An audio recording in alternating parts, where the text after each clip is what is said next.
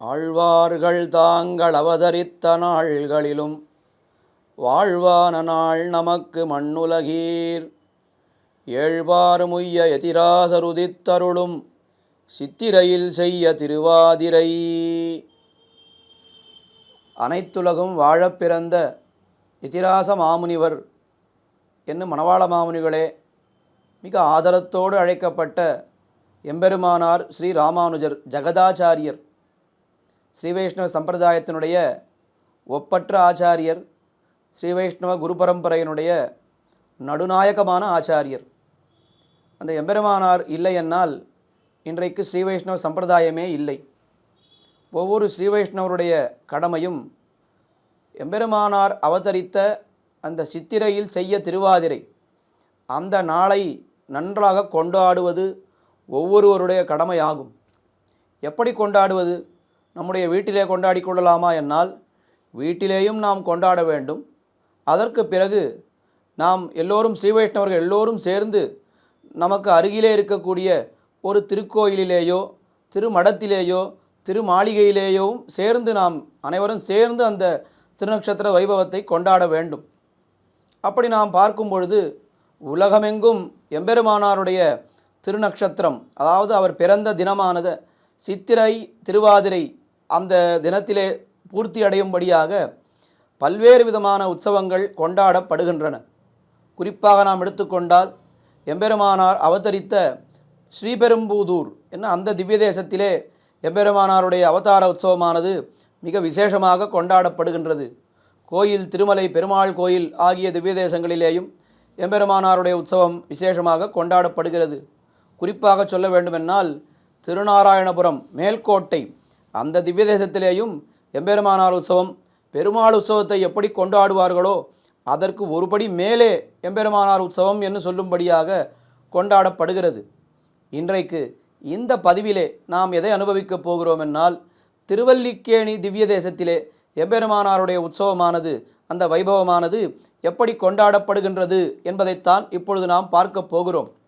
திருவல்லிக்கேணி என்று சொன்னாலே எம்பெருமானாருடைய அவதாரத்திற்கு மிகவும் நெருக்கமான சம்பந்தத்தை உடையது.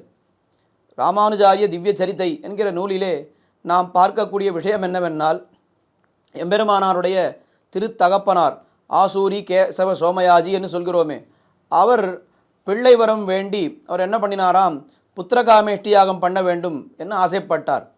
அந்த புத்திரகாமேஷ்டி யாகத்தை எங்கே செய்ய வேண்டும் என்று பார்த்து திருவல்லிக்கேணியிலே கைரவிணிக்கரையிலே அவர் அந்த புத்திரகாமேஷ்டி யாகத்தை பண்ணினாராம். அந்த சமயத்திலே அவருக்கு பிரசன்னமான எம்பெருமான் பெருமாள் இருக்கார் இங்கே வெங்கடகிருஷ்ணன், அவரே என்ன பண்ணினார், அந்த கேசவ சோமயாஜிக்கு முன்னால் தோன்றி உமக்கு நாம் பிள்ளை வரம் தந்தோம் என்று சொன்னாராம். பிள்ளை வரம் நான் கொடுத்தேன் என்று சொன்னார். ஆனால் பெருமாள் கூடவே ஒரு கேள்வியும் கேட்டார், உமக்கு எந்த மாதிரியான பிள்ளை வேண்டும் என்று கேட்டாராம். உடனே அவர் சொன்னார், எனக்கு இந்த லோகத்திலே பார்க்கக்கூடிய போல பிள்ளைகள்லாம் எனக்கு வேண்டாம், எனக்கு உன்னை போலே ஒரு பிள்ளை வேண்டும் என்று சொன்னாராம். வெங்கடகிருஷ்ணன் எம்பெருமானை பார்த்து, கீதாச்சாரியனை பார்த்து உன்னை போல ஒரு பிள்ளை வேண்டும் என்று சொன்னாராம். உடனே அவர் பதில் சொன்னாராம், என்னை போல பிள்ளையா, நானே பிறந்து விடுகிறேனே என்று சொல்லிவிட்டாராம். அதாவது வேடிக்கையாக இதை எப்படி சொல்லுவது உண்டு என்னால், என்னை போல பிள்ளை வேண்டுமென்னால் வேறு ஒருத்தர் கிடையவே கிடையாது, நீர் என்னை போல வேண்டும் என்று கேட்டுவிட்டீர், வேறு வழி இல்லை, நானே உமக்கு பிள்ளையாக வந்து பிறந்து விடுகிறேன் என்று பெருமாள் சொல்லிவிட்டார் என்று வேடிக்கையாகவும் சொல்லுவது உண்டு.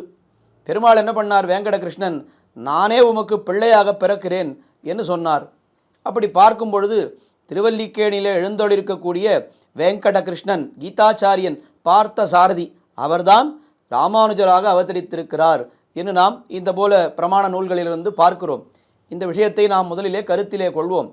இரண்டாவது விஷயம் என்னவென்றால், 1700களிலே ஆற்காடு போரானது மிக பலமாக நடந்து கொண்டிருந்தது. அந்த சமயத்திலே பல பல திவ்ய தேசங்களிலிருந்து உற்சவ மூர்த்திகளை எல்லாம் பாதுகாக்க வேண்டும் என்பதற்காக பல்வேறு பாதுகாப்பான இடத்திற்கு எழுந்தருளை செய்து விட்டார்கள். விசேஷமாக நாம் நன்றாக நமக்கு தெரியும், காஞ்சிபுரத்திலே இருந்த வரதராஜ பெருமாள், தேவ பெருமாள் தேவாதிராஜன், அவரை திருச்சிக்கு அருகே இருக்கக்கூடிய உடையார்பாளையத்திற்கு கொண்டு சென்று விட்டார்கள்.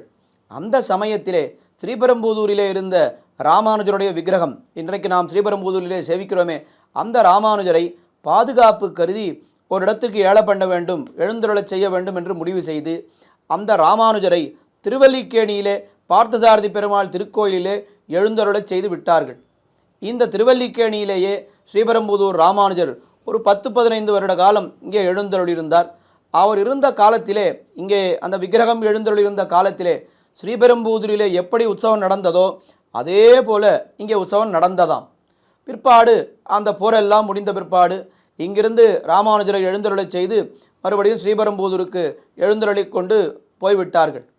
ஆனால் இப்போ இந்த திவ்யதேசத்திற்கு என்ன சிறப்பு என்னால் 2 விஷயம் நாம் பார்க்க வேண்டும். முதலிலே இந்த திருவல்லிக்கேணி எம்பெருமான் தான் ராமானுஜராக அவதரித்தான், இது முதல் விஷயம். இரண்டாவது விஷயம், ராமானுஜருடைய அந்த விக்கிரகத்திற்கு ஆபத்து வந்தபோது அவர் இங்கே பல வருடங்கள் திருவல்லிக்கேணி திவ்யதேசத்திலே எழுந்தருளியிருந்தார் என்று பார்க்கிறோம். அப்படியானால் அந்த திருவல்லிக்கேணிக்கும் ஸ்ரீ ராமானுஜருக்கும் எத்தனை நெருக்கமான தொடர்பு இருக்கிறது. அந்த ராமானுஜர் உற்சவத்தை அப்படியானால் நாம் திருவல்லிக்கேணியிலே எவ்வளவு விமர்சையாக கொண்டாட வேண்டும் என்று நாம் இதிலிருந்தே யூகித்து கொள்ளலாம். நான் முன்னாடியே அடியேன் சொன்னார் போலே ராமானுஜர் இங்கே எழுந்தருளிருந்த காலத்திலே, அதாவது விக்கிரக வடிவிலே ராமானுஜர் இங்கே இருந்த காலத்திலே அவருக்கு எப்படியெல்லாம் உற்சவம் நடந்ததோ அதே போல தொடர்ந்து இங்கே நடந்து வருவது தான் விசேஷம். ஸ்ரீபெரும்புதூரிலே எப்படி உற்சவத்திற்கு முன்னால் கண்ணாடி அறையிலே எழுந்தருளி விடுவார் மஞ்சப்பிரவேசம் என்று, அதே போல இங்கேயும் எப்படி என்னால் உற்சவத்தன்று முதல் நாள் காலை கண்ணாடி அறைக்கு ராமானுஜர் எழுந்தருளி விடுவார். ஸ்ரீபெரும்புதூரிலே எப்படி நடக்கிறது? காலையிலே பல்லக்கு புறப்பாடு, மத்தியானம் எம்பெருமானாருக்கு திருமஞ்சனம், பிறகு திருமண்காப்பு கோஷ்டி, பிறகு மங்களாசாசனங்கள், தாயார் சந்நிதிக்கு எழுந்தருள்வார், பெருமாள் சந்நிதிக்கு எழுந்தருள்வார், ஏகாந்த சேவை மங்களாசாசனம் என்று ராமர் சந்நிதி, நம்மாழ்வார் சந்நிதி என்று காலை சில சந்நிதிக்கு எழுந்தருள்வார். ராத்திரி புறப்பாடு முடிந்து திருவாய்மொழி முடிந்த பிற்பாடு ஆண்டாள் சந்நிதி, பெருமாள் சந்நிதி எல்லாம் பிற்பாடு எழுந்தருள்வார். எல்லாம் ஸ்ரீபெரும்புதூரில் நடக்கிறது. மாலை வேளைகளிலே வாகன புறப்பாடு முடிந்த பிற்பாடு திருவாய்மொழி கோஷ்டி என்று ஸ்ரீபெரும்புதூரிலே எப்படி நடக்கிறதோ அதே போல திருவல்லிக்கேணியிலேயும் நடக்கிறது. காலையிலே பல்லக்கு புறப்பாடு, மத்தியானம் எம்பெருமானாருக்கு திருமஞ்சனம், பிற்பாடு திருமண்காப்பு, அவர் அந்த திருமணிட்டு கொள்ளும் பொழுது திருப்பாவை ஜீயர் இல்லையா எம்பெருமானார், திருப்பாவையை அனுசந்திப்பார்கள் அத்தியாபகர்கள், திருப்பாவை கோஷ்டி, அதற்கு மேலே 1000 பெரிய திருமொழியிலிருந்து ஒரு 100 பாசுரங்கள் நாள்தோறும் சேவிக்கப்படும். மாலை வேளைகளிலே மறுபடியும் வாகன புறப்பாடு, பெரிய பெரிய வாகனங்கள், சிம்ம வாகனம், அம்ச வாகனம், யாழி வாகனம், சேஷ வாகனம், யான வாகனம் என்று பல வாகனங்களிலே புறப்பாடு. இப்படியே 8 நாள்கள் நடக்கும். 9ஆம் நாள் அன்று ஸ்ரீபெரும்புதூரிலே எப்படி திருத்தேர் வைபவமாக நடைபெறுகிறதோ அதே போல 9ஆம் நாள் இங்கே திருத்தேர். இதற்கு நடுவிலே இந்த உற்சவத்திலே மிகவும் முக்கியமான நாளானது 6ஆம் உற்சவம். 6ஆம் உற்சவம் காலையிலே ஸ்ரீபெரும்புதூரிலே வெள்ளை சாத்துப்படி என்ற ஒரு மிக அழகான உற்சவம். எம்பெருமானார் ஸ்ரீ ராமானுஜர் அவர் சந்நியாசியானால் அவர் நித்தியம் என்ன ஆடை உடுத்து கொண்டிருப்பார் என்னால் காவி ஆடை தான் உடுத்துக்கொள்வார்கள் சந்நியாசிகள், வெள்ளையை தொடமாட்டார்கள். ஆனால் ஒரு நாள் மட்டும் குதிரை நம்பிரான், அந்த குதிரை மீது புறப்பாடு கண்டருள்வதற்காக ராமானுஜர் என்ன பண்ணுகிறார், வெள்ளை வஸ்திரங்களை சாத்தி கொண்டு குதிரையிலே புறப்பாடு கண்டருள்கிறார். அதற்கு என்ன காரணம் என்று பார்த்தால் ராமானுஜருடைய காலத்திலே நடந்த ஒரு விஷயத்தை நாம் நினைத்து பார்க்க வேண்டும். சரித்திரம் எல்லோருக்கும் தெரிந்திருக்கும். சோழராஜா ராமானுஜரை பார்க்க வேண்டும் என்று அவன் ஆசைப்பட்டான். பரதத்துவ நிர்ணயம் செய்யணும் என்று அவன் நினைத்தான். யார் பரதேவதை என்று ஸ்தாபிக்க வேண்டும் என்று பார்த்தான். அப்பொழுது ராமானுஜரை அழைத்து தங்களுடைய தேவதை தான் பெரிய தேவதை என்று சொல்ல வைக்க வேண்டும் என்று ஆசைப்பட்டான். இந்த செய்தி ஸ்ரீரங்கத்திலே ராமானுஜருக்கு தெரிந்தது, அதாவது ஸ்ரீரங்கத்திலே இருப்பவர்களுக்கு தெரிந்தது. ராமானுஜர் அந்த ராஜசபைக்கு போனால் அவருக்கு ஏதாவது ஆபத்து வந்து விடும் என்று குரத்தாழ்வான், ராமானுஜருடைய மிக நெருங்கிய சீடரான குரத்தாழ்வான், அவர் என்ன பண்ணினார், ராமானுஜருடைய காஷாயங்களையும் திருதண்டத்தையும் தான் உடுத்தி கொண்டு அவர் நான் தான் ராமானுஜன் என்று அந்த ராஜசபைக்கு போய்விட்டார். அங்கே போய் பல வாத பிரதிவாதங்கள் நடந்தது. கடைசியிலே என்ன ஆகிவிட்டது, கூரத்தாழ்வான் தன்னுடைய கையாலேயே தன்னுடைய திருக்கண்களை அவர் பிடுங்கி எறிந்து விட்டார். வந்திருப்பவர் ராமானுஜர் இல்லை, அது வேறு ஒருத்தர் என்று தெரிந்தது. உடனே கண்ணை பிடுங்குங்கள் என்று ஆணையிட்டான் ராஜா. உன்னை பார்த்த கண் எனக்கு வேண்டவே வேண்டாம் என்று தன்னுடைய கையாலே தன்னுடைய கண்ணை தானே பிடுங்கி போட்டு விட்டார் குரத்தாழ்வான். சரி, ராஜாவால் எம்பெருமானாருக்கு ஏதாவது ஆபத்து வந்து விடுமோ என்று எம்பெருமானார் என்ன பண்ணினார், வெள்ளை வஸ்திரத்தை உடுத்தி கொண்டு மேல்நாடு, அதாவது மேல்கோட்டை திருநாராயணபுரத்துக்கு சென்று விட்டார். அந்த உற்சவம் தான் ஸ்ரீபெரும்புதூரிலே வெள்ள சாத்துப்படி உற்சவம் என்று என்ன பண்ணுகிறார் ராமானுஜர் குதிரவாகனத்தின் மீது புறப்பாடு கண்டருளும் பொழுது வெள்ள வஸ்திரம் சாத்தி கொண்டு தன்னுடைய காஷாய திருதண்டங்களை அதிகாலையிலேயே கூரத்தாழ்வானுக்கு கொடுத்து விடுவார். அன்றைய தினம் எம்பெருமானார் பின்னால் கூரத்தாழ்வான் காஷாய திருதண்டங்களோடு புறப்பாடு கண்டருள்வார். கூரத்தாழ்வான் சன்னியாசி கிடையாது, அவர் சன்னியாசி இல்லாமல் சம்சாரத்திலே இருந்தவர்தான். அவர் வெள்ள வேஷ்டி தான் உடுத்தி கொள்ள வேண்டும். ஆனால் ஒரு நாள் மட்டும் கூரத்தாழ்வான் சன்னியாசிகளைப் போலே காவி உடுத்தி கொண்டு காவி வஸ்திரத்தை அணிந்து கொண்டு எம்பெருமானாருடைய திருதண்டத்தை தாம் தரித்து கொண்டு இன்றைக்கு புறப்பாடு கண்டருள்வார். எம்பெருமானார் ஒரு வெள்ள வஸ்திரத்தை உடுத்தி கொண்டு சம்சாரியை போல இன்னைக்கு போவார். இப்போ இந்த உற்சவம் நடக்கும். இதே உற்சவமானது திருவல்லிக்கேணியிலேயும் நடக்கிறது. 6ஆம் நாள் காலை குதிரை வாகனத்திலே வெள்ள சாத்துப்படி உற்சவம்.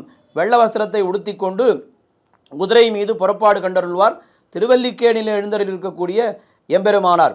இப்படி புறப்பாடு 4 வீதிகள் புறப்பாடு கண்டருளி விட்டு திருவல்லிக்கேணியிலே குளக்கரை, அதாவது கிழக்கு குளக்கரை தெருவிலே இருக்கக்கூடிய யதிகிரி யதிராஜ ஜீயர் மடம், அந்த மடத்திற்கு எழுந்தருள்வார் உடையவர். இந்த உற்சவத்தையும் உடையவர் காலத்திலே நடந்த சரித்திரத்தையும் நாம் சேர்த்து பார்க்க வேண்டும். உடையவர் காலத்திலே என்ன நடந்தது? திருவரங்கத்திலிருந்து புறப்பட்டு வெள்ளை உடுத்தி கொண்டு மேல்கோட்டைக்கு சென்று விட்டார் எம்பெருமானார் ஸ்ரீ ராமானுஜர். மேல்நாட்டிலே போய் அங்கே ஒரு குளம் இருக்கிறது, புஷ்கரணி. அந்த குளத்திற்கு பக்கத்திலே தத்தாத்திரேய பீடம் என்று ஒரு இடம் இருக்கிறது. அந்த தத்தாத்திரேய பீட்டத்திற்கு போய் தான் மறுபடியும் காஷாயம் திருதண்டங்களை தரித்து கொண்டார் ராமானுஜர் என்று நாம் பார்க்கிறோம். அதுபோல எம்பெருமானார் ஸ்ரீரங்கத்திலிருந்து புறப்பட்டு மேல்கோட்டைக்கு போய் காஷாயத்தை தரித்து கொண்டார் இல்லையா? அதுபோல திருவல்லிக்கேணியிலே ராமானுஜர் புறப்பாடு கண்டருளி மேல்கோட்டை யதிகிரி யதிராஜஜீயர் மடத்திற்கு வந்து காஷாயத்தை தரித்து கொள்வார் அந்த 6ஆம் நாளன்று. மேல்கோட்டையிலே ராமானுஜர் போன பிற்பாடு அவருக்கு என்ன நடந்தது? அங்கே திருமண் வேண்டும் என்று பார்த்தார். திருமண் எங்கேயும் கிடைக்கவில்லை. ஐயோ, திருமண் இல்லாமல் நாம் எப்படி இருப்பது? ஸ்ரீ வைஷ்ணவர் என்னால் நித்தியம் 12 திருமண் காப்புகள் எட்டுக்கொள்ள வேண்டுமே. திருமண் இல்லாமல் நான் அந்த திருமண் கட்டி அந்த மண் இருந்தால்தான் அதிலிருந்து அந்த திருமண் கதிர்களை செய்ய முடியும். அந்த மண்ணே இல்லையே என்று ரொம்ப வருத்தப்பட்டார். பெருமாள் அவருடைய கனவிலே தோன்றி இந்த இடத்திலே நீர் தேடினால் மண் கிடைக்கும் என்று சொன்னார். அந்த இடத்திலே போய் அவர் தேடினால் அங்கே திருமண் மட்டுமா கிடைத்தது? அங்கே திருநாராயண பெருமாள் மூலவர், அந்த ஊரிலே மூலவர் ஏதோ காரணத்திற்காக அவர் அந்த மண்ணிலே புதைந்திருந்தார். அந்த மூலவரும் கிடைத்தார். அவரை எடுத்து எம்பெருமானார் திருநாராயணபுரத்திலே அந்த திருக்கோயிலிலே பிரதிஷ்டை பண்ணினார் என்று வரலாறுகள் பார்க்கிறோம். அந்த உற்சவம் கூட மேல்கோட்டையிலே திருநாராயணபுரத்திலே தை மாதம் புனர்வசு என்று அந்த திருமண்காப்பு உற்சவம் என்பது தனியாக நடத்தப்படுகிறது. அப்படி அந்த மேல்கோட்டையிலே திருமண்ணை தேடி எடுத்தார் எம்பெருமானார் என்று பார்க்கிறோமே. அந்த சரித்திரத்தை நினைவூட்டும் விதமாக எம்பெருமானார் யதிகிரி யதிராஜ மடத்திற்கு இங்கே எழுந்தருளுகிறாரே, அங்கே யதிகிரி யதிராஜ ஜீயர் அவர் இருப்பார். அவர் எம்பெருமானாருக்கு இந்த காஷாய திருதண்டங்களை சமர்ப்பிப்பார். அதற்கு மேலே திருமண் சீஷீர்ணம் இன்னும் அவைகளையும் பெருமாள் சமர்ப்பிப்பார். அந்த ஜீயர் சுவாமி எம்பெருமானாருக்கு சமர்ப்பிப்பார். எல்லாவற்றையும் சாத்தி கொண்டு அந்த திருமண் ஸ்ரீசூர்ணமானது கோஷ்டிகளுக்கு, அந்த கோஷ்டியில் இருக்கக்கூடிய அத்தனை ஸ்ரீ வைஷ்ணவர்களுக்கும் விநியோகம் செய்யப்படும். பிற்பாடு காஷாயத்தை தரித்து கொண்டு பார்த்தசாரதி பெருமாள் சந்நிதிக்கு எழுந்தருளி சடாரி, மாலை சடாரி எல்லாம் எம்பெருமானார் அந்த பிரசாதங்களை எல்லாம் பெற்று போவார். இந்த 6ஆம் உற்சவமானது ஸ்ரீபெரும்புதூரிலே எப்படி நடக்கிறதோ அதே போல திருவல்லிக்கேணியிலும் நடப்பது மிக விசேஷம். சாத்துமறை தினம் அதுவும் ஸ்ரீபெரும்புதூரிலே எப்படி நடக்குமோ அதே போல திருவல்லிக்கேணியிலே நடக்கிறது. அன்றைய தினம் காலை பெரிய தங்க பல்லக்கிலே புறப்பாடு. இந்த புறப்பாட்டிலே எம்பெருமானாருடைய ஆச்சாரியரான ஆளவந்தார் அவர் அருளி செய்த ஸ்தோத்திர ரத்னத்தை, அதாவது சம்ஸ்கிருத ஸ்தோத்திரம் ஸ்லோக ரூபமாக இருக்கக்கூடிய ஒரு கிரந்தம், அதை சேவித்து கொண்டே அத்தியாபகர்கள் செல்லுவார்கள். ஆனால் அந்த ஒரே ஒரு நாள் மட்டும் ரொம்ப சிறப்பான சேவையாக என்ன நடக்கும் என்னால், அந்த அத்தியாபக சுவாமிகள் கோட்டியிலே ராமானுஜருக்கு முன்னாடி செல்கிறார்களே, அவர்கள் என்ன செய்வார்கள் என்னால், தங்களுடைய அந்த மேல் உத்தரியம் என்று சொல்லுவார்கள், சின்ன துண்டு போல இருக்கும், அந்த துண்டை சுருட்டி வீதி முழுவதும் அந்த துண்டை சுருட்டி அவர்கள் வீசிக்கொண்டே வருவார்கள். எதற்கு என்னால், எம்பெருமானார் பறந்து விட்டார், நமக்கு சம்சார பந்தம் என்பது இனிமேல் கிடையவே கிடையாது, நாம் மோட்சத்துக்கு தான் போகிறோம் என்று அந்த சந்தோஷத்தை வெளிப்படுத்தும் விதமாக தங்களுடைய மேல் உத்தரியத்தை, அந்த காலத்திலே நம்மளுடைய சந்தோஷத்தை வெளிப்படுத்துவதனால் இப்போ இந்த காலத்தில் என்ன செய்கிறார்கள், ரொம்ப அதிகமாக சந்தோஷமாக ஏற்பட்டு விட்டதனால் அதற்கு என்ன பண்ணுகிறார்கள், எங்கேயோ போய் நான் நாட்டியம் ஆடுகிறேன், அது பண்ணுகிறேன், கூத்தாடுகிறேன் என்று போகிறார்கள்.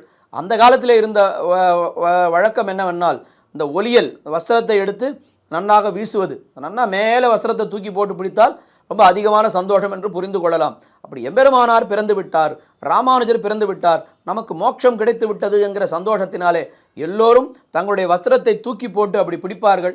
அந்த விழாவானது, அந்த உற்சவமானது சித்திரை திருவாதிரை அன்று காலையிலே புறப்பாட்டிலே நாம் அவசியம் சேவிக்க வேண்டிய ஒரு உற்சவம். பிற்பாடு வந்தவுடனே மங்களாசாசனம் அனைத்து சந்நிதிகளுக்கும் போய் அந்த எல்லா எம்பெருமான்களிடத்திலேயும் பார்த்தசாரதி பெருமாள், வேதவல்லி தாயார், கஜேந்திர வரதர், திருமழிசை ஆழ்வார், தெள்ளிய சிங்கர், ஆண்டாள், ஆளவந்தார் என்று எல்லா சந்நிதிக்கும் போய் அவர்களிடத்திலிருந்து மாலை அவருடைய திருவடிநிலையை சாதித்து கொள்வார் ராமானுஜர். பிற்பாடு பார்த்தசாரதி பெருமாளோடு சேர்ந்து திருவாய்மொழி மண்டபத்துக்கு எழுந்தருளி எம்பெருமானார் அருளி செய்த அந்த கத்தியத்திரயம், 3 கத்தியங்கள், சரணாகதி கத்தியம், ஸ்ரீரங்க கத்தியம், ஸ்ரீ வைகுண்ட கத்தியம் என்று 3 கத்தியங்கள் இருக்கின்றனவே, அந்த 3 கத்தியங்களை எம்பெருமான் பார்த்தசாரதி முன்னால் எம்பெருமானாரே விண்ணப்பிப்பது போல அத்தியாபக சுவாமிகள் விண்ணப்பிப்பார்கள். அந்த கோஷ்டி முடிந்த பிற்பாடு பார்த்தசாரதி பெருமாளுக்கும் எம்பெருமானாருக்கும் சேர்ந்து திருமஞ்சனம் நடக்கும். திருமஞ்சனத்துக்கு பிற்பாடு வழக்கம்போல் திருமண் காப்பு சேவை, திருப்பாவை அனுசந்தானம், திருமண் காப்பு சேவை என்ன அந்த திருமண் காப்பை அணிந்து கொள்வார் எம்பெருமானார். அதெல்லாம் முடிந்து மாலை 5-5:30 மணி அளவிலே திருமொழி சாத்துமறை, திருப்பாவை சாத்துமறை, பெரிய திருமொழி சாத்துமறை, பெரிய திருமொழி சாத்துமறை ஆன பிற்பாடு வீதி புறப்பாடு. எம்பெருமானாருக்கு பொதுவாக எம்பெருமானாருக்கு மட்டும் வீதி புறப்பாடு. சில சமயங்களிலே பார்த்தசாரதி பெருமாள் பிரம்மோற்சவம் கண்டருளி அவருடைய அந்த விடாயத்தி சாத்துமறை என்பது அதே 10ஆம் நாள் தான் வரும். அப்படி வந்ததானால் பார்த்தசாரதி பெருமாள் புஷ்ப பல்லக்கிலே எழுந்தருள்வார். பெருமாள் அதாவது எம்பெருமானார் சாதாரண தோழிக்கினியானிலே எழுந்தருள்வார். அப்படி இருவருமாக இந்த வருடம் இருவருமாக புறப்பாடு கண்டருளி உள்ளே வந்து பிற்பாடு திருவாய்மொழி இந்த 10ஆம் பத்து 4000 திவ்ய பிரபந்தத்தையும் 10 நாள்கள் அத்தியாபக சுவாமிகள் சேவித்திருப்பார்கள். ஒவ்வொரு நாளும் சுமார் ஒரு 400 பாசுரங்கள் என்ற அளவிலே, காலையிலே ஒரு 100 பாசுரங்கள், மத்தியானம் திருவன்காப்பிலே ஒரு 100 பாசுரங்கள், புறப்பாட்டிலே ஒரு 100 பாசுரங்கள், உள்ளே வந்து திருவாய்மொழி ஒரு 100 பாசுரங்கள் என்ன சராசரியாக ஒரு நாளைக்கு 400 பாசுரங்கள். அப்படி 10 நாள்களிலே 400 பாசுரம் சேவித்து 4000 பாசுரம், அதாவது திருவாய்மொழியினுடைய கடைசி 10ஆம் பத்தை சேவித்து திருவாய்மொழி சாத்துமுறையாகி எம்பெருமானாருக்கு பார்த்தசாரதி பெருமாள் சகலவித அந்த தன்னுடைய மாலை, அவருடைய பரிவட்டம் எல்லாவற்றையும் பிரசாதித்து அங்கே கோஷ்டியாருக்கு ஆயிரக்கணக்கான பக்தர்கள் இருப்பார்கள். அத்தனை பேருக்கும் தீர்த்தம், சடாரி விநியோகம் என்று எல்லாமாகி அந்த எம்பெருமானார் உற்சவமானது அப்படி அந்த சித்திரை திருவாதிரை என்று இரவு ஒரு 12 மணி அளவிலே பூர்த்தி அடையும். அடுத்த நாள் 11ஆம் நாள் காலை கந்தபொடி வசந்தம் என்று எல்லா சந்நிதிகளுக்கும் எம்பெருமானார் எழுந்தருளி இந்த கந்தபொடி, அவருக்கு அந்த வாசனாதி இதெல்லாம் திரவியங்கள் எல்லாம் கலந்த கந்தபொடியை ஸ்ரீபெரும்புதூரில் எப்படி நடக்கிறதோ அதே போல அத்தனை எம்பெருமான்களும் கந்தபொடியை சாதித்து கொடுப்பார்கள். அதே கோஷ்டியாருக்கெல்லாம் கொடுத்து எம்பெருமானார் சாத்திண்டு அதை கோஷ்டியாருக்கெல்லாம் கொடுத்து இந்த 11ஆம் நாள் இப்படி இந்த உற்சவமானது நிறைவு பெறும். அதற்கு மேலே 3 நாள்கள் எம்பெருமானாருக்கு வடாயத்தி, 3 நாள் நித்தியம் திருமஞ்சனம், திருமண் காப்பு என்ன அது மட்டும் நடக்கும். ஆக ஸ்ரீபெரும்புதூரிலே ராமானுஜர் உற்சவம் எப்படி நடக்கிறதோ அதே போல திருவல்லிக்கேணியிலும் நடப்பது மிக மிக விசேஷமான ஒன்று. அந்த வைபவத்திலே என்ன ஒரு ஆச்சரியம் என்னால், ஸ்ரீபெரும்புதூருக்கு போய் நாம் சேவிக்க முடியவில்லை என்னால் இங்கேயே நாம் சேவித்து விடலாம். ஸ்ரீபெரும்புதூரில் நடக்கிறா போலேயே ஸ்ரீபெரும்புதூரில் எழுந்த எம்பெருமானார் தான் இங்கே பல ஆண்டுகள் எழுந்தருளியிருந்தார் என்று பார்த்தோம். அப்படிப்பட்ட எம்பெருமானாருக்கு திருவல்லிக்கேணியிலே அவர் அவதாரத்திற்கே காரணமாயிருந்த திருவல்லிக்கேணி, பார்த்தசாரதி பெருமாளே எம்பெருமானாராக அவதரித்திருக்கிறார். இத்தனை சம்பந்தங்களை கொண்டு பார்க்கும் பொழுது திருவல்லிக்கேணியிலே இந்த உற்சவத்தை வைபவத்தை நாம் எப்படி கொண்டாட வேண்டும், சீரும் சிறப்புமாக நாம் கொண்டாட வேண்டும் இல்லையா? அதுபோலவே இந்த உற்சவமானது இங்கே மிக விசேஷமாக கொண்டாடப்படுகிறது என்று இந்த விஷயங்களையெல்லாம் நாம் தெரிந்து கொள்வது ஒரு பக்கம், நேரே சென்று சேவித்தால்தான் அதை இன்னும் நன்றாக அனுபவிக்க முடியும். ஆக அடியவர்கள் எல்லோரும் அவகாசம் கிடைக்கும் பொழுது பற்பல திவிதேசங்களிலே நடக்கக்கூடிய உற்சவங்களை, குறிப்பாக திருவல்லிக்கேணியிலே நடக்கக்கூடிய உற்சவங்களை நேரே சென்று சேவிக்க வேண்டும் என்கிற பிரார்த்தனையோடு அடியேன் நிறுத்துகிறேன். பிருந்தாரண்ய நிவாசாய பலராமானுஜாய ச ருக்மிணீ பிராணநாதாய பார்த்தசூதாய மங்களம். ஸ்ரீமன்மஹா பூதபுரே ஸ்ரீமத் கேசவயஜ்வனः காந்திமத்யாம் பிரசூதாய யதிராஜாய மங்களம். ஸ்ரீமதே ரம்யஜாமாத்ரு முனீந்திராய மகாத்மனே ஸ்ரீரங்கவாசினே பூயாத் நித்யஸ்ரீர் நித்யமங்கலம்.